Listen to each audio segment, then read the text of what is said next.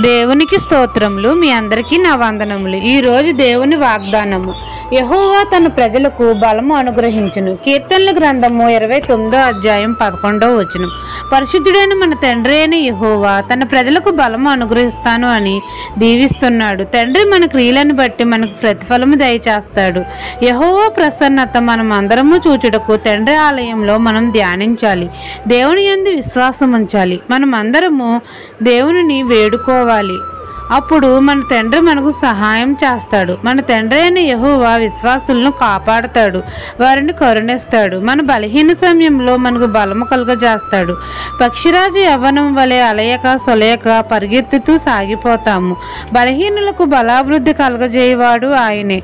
యెహోవా కృప కొరకు కనిపెట్టుకుని వారికి అందరికీ తండ్రి బలమును అనుగ్రహిస్తాడు.